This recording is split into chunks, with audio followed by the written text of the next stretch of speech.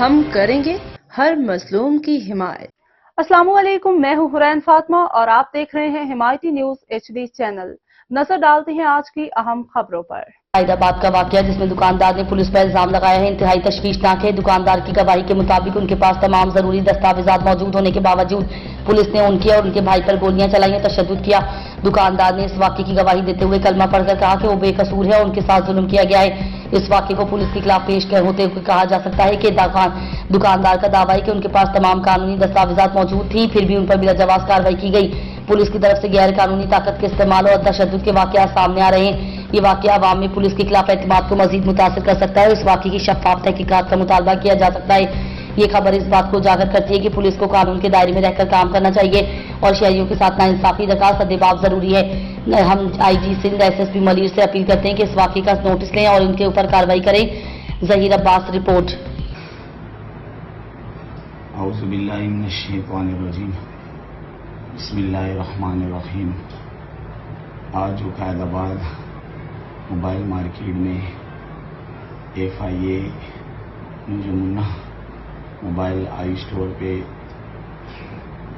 جو لوگوں کے کہنے پہ کہ یہاں پہ حوالہ ہنڈی کا کام ہوتا ہے، میرے کو ابھی ایک بندے میں ابھی ہاسپٹل سے آیا ہوں، میرے ایک بھائی کے ہاتھ پہ گولی لگی ہے، میرے ادھر نیچے ٹانگ پہ لگی ہے اور ہاتھ میں لگی ہے میری گولی، اور میں کلمہ پڑھ کے کہتا ہوں کہ ہم نے یہ جتنا بھی پیسہ کمایا پر اپنا ایمان اپنے کبھی بھی نہیں خراب کر رہے گی اور نہ ایمان کا اپنا کوئی دعویٰ کرے گی۔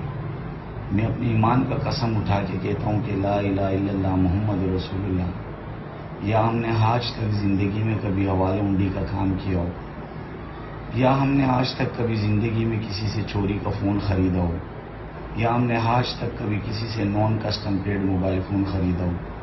میرے پاس ایک ایویڈنس موجود ہے جو میں عبداللہ ہارون روڈ سے موبائل فون لیتا ہوں، جو وہاں پہ آفس بنے ہوئے وہاں سے لیتا ہوں، ایک بندہ جن کی دکانوں کی رسیدیں میرے پاس موجود ہے، جو آج دوپہر میں میری دکان پہ FIA کے کوئی اہلکار آئے مجھے کہنے لگے کہ بھئی آپ کے پاس یہ موبائل فون کہاں سے آتے؟ تو میں نے کہا کہ بھئی یہ تو میں عبداللہ ہارون روڈ سے لیتا ہوں۔ بولے بھئی ان کے ڈاکومنٹس دکھا، جو ان کو ڈاکومنٹس دکھانے کے بعد یہ لوگ کہنے لگے کہ سارے موبائل فون آپ کاٹن میں یہ اپنے ساتھ بیگ لے کر آئے تھے، بولے اس بیگ میں ڈال دو۔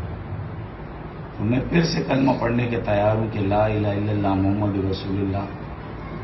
میں نے ان کو کہا کہ سر جی آپ زیادتی کر رہے ہو، میرے سے 88 لاکھ روپے کی 4 مہینے پہلے ڈکیتی لگی ہے، اس کے بعد میرے سے 20 لاکھ کی ڈکیتی لگی ہے، اس کے بعد 52 لاکھ روپے کے موبائل فون میرے بھائی سے IB والے لے کے گئے، اور آج آپ آئے ہو میری دکان میں اور آپ کہہ رہے ہو کہ یہ سارے موبائل فون آپ اس بیگ میں ڈال دوں۔